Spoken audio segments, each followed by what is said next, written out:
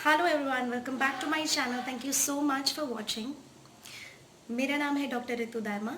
आज इस वीडियो में, जैसे कि आपने टाइटल देख लिया होगा, हम होम्योपैथी के कुछ लॉज एंड प्रिंसिपल्स के बारे में बात करने वाले हैं। This is a very different kind of topic I am presenting, जो कि थोड़ा लेट हो गया है। I must have uploaded this in the very beginning, but nonetheless इस वीडियो को मैं इसीलिए लेकर आई हूँ सो दैट जो स्टूडेंट्स मेरे चैनल को फॉलो कर रहे हैं, या जो भी ऐसे लोग हैं जो होम्योपैथी प्रैक्टिस कर रहे हैं और जिनको थोड़ा सा ये टॉपिक समझने में मुश्किल होती है, आई होप कि ये वीडियो देखने के बाद आपको ये प्रिंसिपल्स और ये जो लॉज हैं ये बहुत अच्छे से समझ आ जाएंगे और इसी के बेसिस पर फिर आप अपने प्रैक्टिस को आगे प्रोसीड कर सकेंगे। सर, आपको ये वीडियो पसंद आती है तो प्लीज़ लाइक कर लीजिएगा मेरे चैनल को and press the bell icon right next to it, next to the subscribe button. Don't forget to subscribe my channel as well. और इसी के साथ हम अपनी वीडियो को शुरू करते हैं। हर एक मेडिकल फील्ड, मेडिकल साइंस जिसे मैं कहूँ, जैसे कि हमारे इंडिया में 5 तरह की मेडिकल जो प्रैक्टिसेस हैं वो फॉलो की जाती हैं, और वो सभी, कोई भी मेडिकल प्रैक्टिस जो भी फॉलो की जाती है, चाहे वो आयुर्वेदा हो, चाहे वो होम्योपैथी हो, चाहे वो यूनानी हो, चाहे वो सिद्ध हो, चाहे वो कन्वेंशनल मेडिसिन हो, एलोपैथी, हर एक के पीछे अपना एक लॉ होता है, एक प्रिंसिपल्स होते हैं जो उनकी फाउंडेशन बनाते हैं। आज हम इसी टॉपिक पर इसलिए बात करने वाले हैं क्योंकि जब भी हम प्रैक्टिस करने लगते हैं, डायरेक्टली हम मेडिसिन का सिलेक्शन, पोटेंसी का सिलेक्शन, प्लान ऑफ ट्रीटमेंट, ये सब चीज़ें जान लेते हैं, लेकिन हमें जो प्राइम फोकस होना चाहिए था, हमारे लॉज जो हमें नहीं भूलने हैं जब भी हम होम्योपैथी प्रैक्टिस करते हैं, वो लॉज याद रखते हुए जब भी हम अपनी प्रैक्टिस करेंगे, होम्योपैथी को पढ़ेंगे, जानेंगे, तो हमारे लिए बहुत आसानी हो जाती है और हम एक क्लासिकल होम्योपैथिक फॉलोअर बनते हैं। सबसे पहला जो लॉ, वैसे काफ़ी सारे लॉज हैं, लेकिन इस वीडियो में मैं कुछ और द नेक्स्ट वीडियो में कुछ, इस तरह से कुछ लॉज आपके साथ 2 या 3 वीडियोस में शेयर करूंगी सो दैट आपको अच्छे से समझ आ जाए। सबसे पहला लॉ जो है वो है law of similars. Law of similars, जैसे वर्ड कह रहा है सिमिलर, तो बहुत सारे होम्योपैथी प्रैक्टिस करने वाले लोग, इवन मैंने अपने कई पिछले वीडियोज़ में ये डाला हुआ है ये कॉन्सेप्ट कि सिमिलर्स के बेसिस पर हम होम्योपैथी प्रैक्टिस करते हैं। सिम्टम की सिमिलैरिटी होती है ड्रग की सिमिलैरिटी के साथ, तो हम उस मेडिसिन को प्रेस्क्राइब करते हैं पेशेंट को। नाउ ये जो लॉ है वो बेसिकली है similia similibus curantur. I'll spell it here, similia similibus curantur. Homeopathy आने से पहले जितनी भी मेडिकल सिस्टम प्रैक्टिस किए जाते थे बाहर फॉरेन कंट्रीज में, इवन इंडिया में, it was most precisely focusing on opposites, the contraria, contrariis, curantur. इस जो है फिलॉसफी पर ज़्यादातर चीज़ें चलती थी, लेकिन होम्योपैथी जो है वो सिमिलिया सिमिलिबस क्यूरांतर को फॉलो करती है। होमियो का मतलब ही क्या है?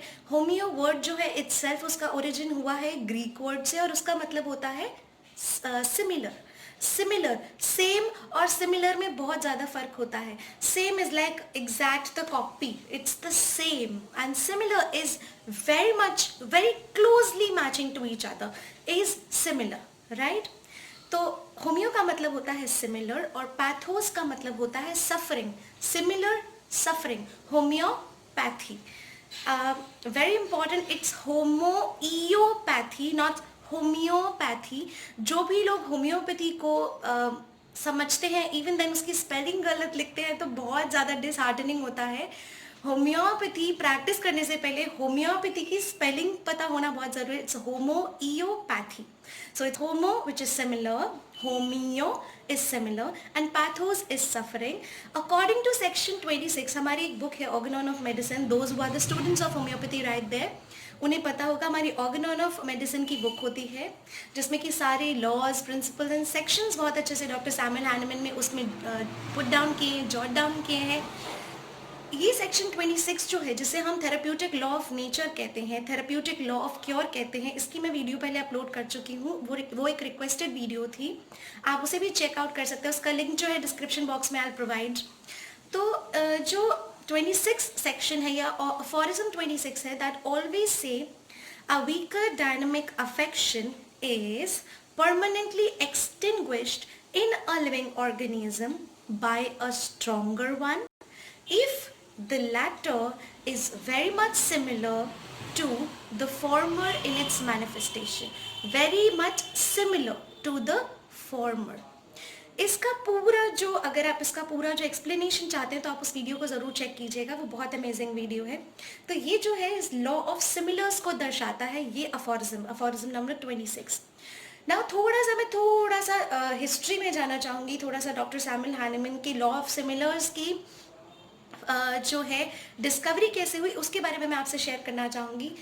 डॉक्टर सैमुअल हैनेमन जो है 1790 में डॉक्टर सैमुअल हैनेमन एक क्यूलेंस मटीरिया मेडिका इस बुक को ट्रांसलेट करे थे. He was very very good translator. That means I think he must had the knowledge of more than dozens of languages. और इसी की वजह से वो अपना भरण पोषण करने के लिए इनिशियली वो क्या करते थे, बुक्स को ट्रांसलेट करते थे, क्योंकि उनको 12 से 13 लैंग्वेजेस का जो था ना, बहुत अच्छा उनका कमांड था ओवर द लैंग्वेजेस. तो इस चलते वो क्यूलेंस मटीरिया मेडिका थी, उसको ट्रांसलेट करने लगे. और जब ट्रांसलेट करने लगे तो वो एक सेक्शन पर, एक पेज पर, एक पैराग्राफ पे आए जहाँ पर ऐसा लिखा था कि उनका जो है पूरा फोकस उस चीज़ पर अटक गया कि सिंकोना बार्क होता है, प्लांट है, उसका जो बार्क है, उसका जो छाल है, उसको वो जो है वो मलेरिया और मलेरिया जैसे सिम्टम्स को क्योर करता है. मलेरिया और मलेरिया जैसे सिम्टम्स को क्योर करता है, जड़ से ठीक कर देता है. अब क्यों? क्योंकि उसमें एक स्टमक इरिटेबिलिटी, उसमें एक कड़वापन है, वो हमारे स्टमक पे बहुत अच्छा काम करता है, वो एक एंटीबायोटिक की तरह काम करता है, वो बैक्टीरियाज को किल करता है, वो ब्लड को प्योरीफाई कर देता है. तो ऐसे बहुत सारे जो है उसके खासियत लिखे थे और उसके साथ लिखा था कि वो मलेरिया और मलेरिया जैसे सिम्टम्स को क्योर कर सकता है. अब जो भी एक बहुत एक्सपेरिमेंशियल पर्सन होगा, जो भी बहुत एक क्यूरियोसिटी से भरा व्यक्ति होगा, जिसको जानने और ऑब्जर्व करने की बहुत ज़्यादा हमेशा एक क्यूरियोसिटी रहती होगी, उन्होंने क्या किया, Hahnemann was one of them. और हैनेमन ने क्या किया, उन्होंने जस्ट इसे ट्रांसलेट ऐसे ही नहीं किया, उन्होंने इस चीज़ पर बिलीव नहीं किया, बिकॉज समहाउ वो एक मेडिकल प्रोफेशन से थे, कुछ ना कुछ उनका बैकग्राउंड ऐसा रहा, तो उनको इस तरह की चीज़ों में बहुत ज़्यादा इंटरेस्ट था. उन्होंने इस पैराग्राफ को सिर्फ ट्रांसलेट नहीं किया, उन्होंने अपने ऊपर एक्सपेरिमेंट किया. और उन्होंने क्या किया, सिंकोना बार्क का जूस लिया, बिल्कुल रॉ जूस, और उस जूस को उन्होंने दिन में 2 बार, सुबह शाम 4 ड्राम, आपने 2 ड्राम का एक बॉटल देखा होगा, उसके 2 ड्राम का एक बॉटल है जिसमें होम्योपैथिक मेडिसिन हम डिस्पेंस करके देते हैं, वो साइज 2 ड्राम, ऐसे 2 ड्राम के 2 बॉटल्स, मतलब 4 ड्राम क्वांटिटी, उन्होंने सुबह शाम वो जूस पिया. कुछ दिन तक पीते पीते उनमें इस तरह के सिम्टम्स आने लग गए, बिल्कुल मलेरिया से मिलते जुलते सिम्टम्स उनकी बॉडी प्रेजेंट करने लग गई. अब उन्होंने क्या किया, ये एक्सपेरिमेंट्स, उनकी बॉडी ने ये सिम्टम्स शो करने शुरू किए, उनको कुछ एक हिंट लगा. फिर उन्होंने कई सालों तक इस एक्सपेरिमेंट को अपने ऊपर, काफ़ी बहुत सारे हेल्दी ह्यूमन बींग्स के ऊपर, अपने कलीग्स के ऊपर, अपने फ्रेंड्स के ऊपर किया जो इस चीज़ को कराना चाहते थे, those who were given the consent. उन्होंने वो चीज़ किया and later on 1796 was the birth year of homeopathy. उन्होंने ये चीज़ after a lot of experiment prove किया कि जो भी एक सब्सटेंस है, जो एक ड्रग सब्सटेंस है, वो आपकी बॉडी में चीज़ों को क्योर तभी कर सकेगा जब वो आपकी बॉडी में उस तरह के सिम्टम्स को डेवलप करेगा. सिमिलिया सिमिलिबस क्यूरेंट, सिमिलर चीज़ सिमिलर को ठीक करती है, क्योर करती है. अगर वो सिमिलर नहीं है तो वो उसको क्योर नहीं करेगी. सिमिलर होनी चाहिए, स्ट्रॉन्गर होनी चाहिए. तो इसी प्रिंसिपल पर बेस्ड है होम्योपैथी. तो उन्होंने ये लिखा और उन्होंने ये प्रूव करके दिखाया कि जो भी ड्रग सब्सटेंस आप लेते हैं तो वो जो भी सिम्टम्स डेवलप करता है वो उन्हीं सिम्टम्स को क्योर हमेशा करता आएगा. और इसका प्रूफ है होम्योपैथी, जो आज तक, इतने सालों के बाद आज तक लोगों की बीमारियों को जड़ से मिटाती आई है, only because of this wonderful law of similars. तो आई होप आपको ये लॉ बहुत अच्छे से समझ आ गया होगा और इसके पीछे का कंसेप्ट भी आपको बहुत इंटरेस्टिंग लगा होगा. नेक्स्ट हम बात करते हैं लॉ ऑफ सिंप्लेक्स, या जिसे हम लॉ ऑफ सिंगल रेमेडी भी कहते हैं. This is a very kind of contradicting concept, but doctor Hahnemann ने हमें हमेशा कहा है कि at one point of time you should always prescribe one single remedy. उन्होंने हर एक रेमेडी को प्रूव भी सिंगल किया, कभी कॉम्बिनेशंस प्रूव नहीं किए. बट आजकल जो है, चलिए हम आजकल की बात बाद में करेंगे, हम पहले डॉक्टर हैनेमन के टाइम की बात करते हैं. सेक्शन 272 है, 272.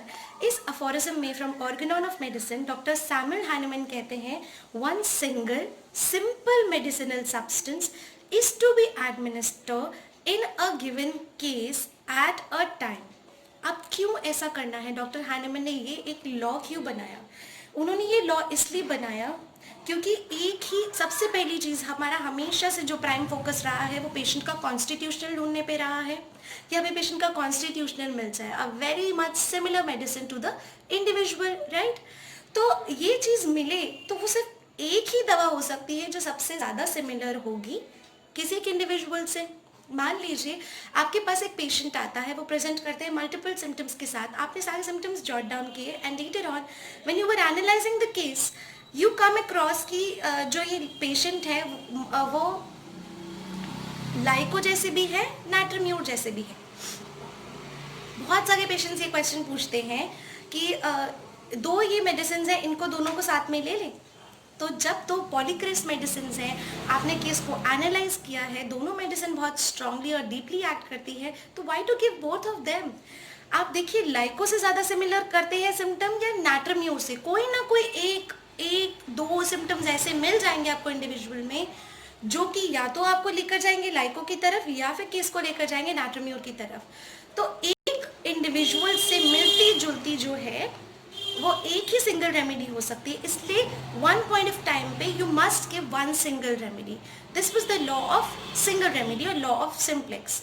और क्या एडवांटेजेस हैं? जब प्रूविंग हुई थी तो हर एक मेडिसिन की सिंगल प्रूविंग हुई थी, कॉम्बिनेशन बना के प्रूविंग ही नहीं हुई. तो अगर आप बहुत सारी मेडिसिन खिला देंगे तो पता ही नहीं चलेगा कौन सी मेडिसिन ने क्या काम किया है, कौन सी मेडिसिन क्या इफेक्ट कर रही है बॉडी के अंदर, किस सिम्टम को कौन सी मेडिसिन ने ठीक किया. तो इससे क्या हमारा फ्यूचर जो हमें जो लेसन्स मिलने चाहिए, जो हम सीखेंगे दवाइयाँ देने के बाद, डेफिनेटली हमारे पास वो कंसेप्ट क्लियर नहीं होगा. जैसे कि भविष्य में आपको एक केस लेते हैं, आपने एक माउथ अल्सर का केस ठीक किया था, आपने उनको दिया बोरेक्स, नाइट्रिक एसिड, आपने और कुछ कॉम्बिनेशंस आपने दे दी.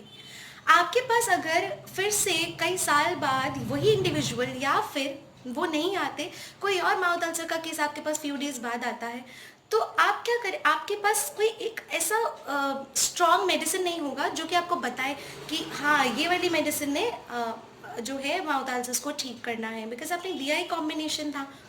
तो आपके पास वो एक सिंगल रेमेडी का जो एक एक्सपीरियंस होता है कि oh my God this medicine does this wonder, तो वो आपको नहीं पता चलेगा. जो कि हमारे सारे ऑथेंटिक बुक्स में लिखा होता है कि ये केस है आर्निका दिया था, ये केस है सल्फर दिया था, ये केस है एपिस दिया था. तो उनके पास ये बहुत सारे केसेस हो जाते हैं, उनके पास ये बहुत सारे केसेस की एक बुक होती है. बट अगर हम ऐसे कॉम्बिनेशंस देते रहेंगे तो हमारे पास हमारा कोई एक्सपीरियंस नहीं होगा सिर्फ कॉम्बिनेशंस के अलावा.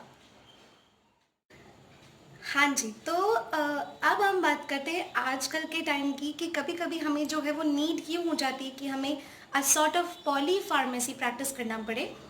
सो to be very honest, certain cases होते हैं जहाँ आपको कॉन्स्टिट्यूशनल मेडिसिन नहीं मिल पाती.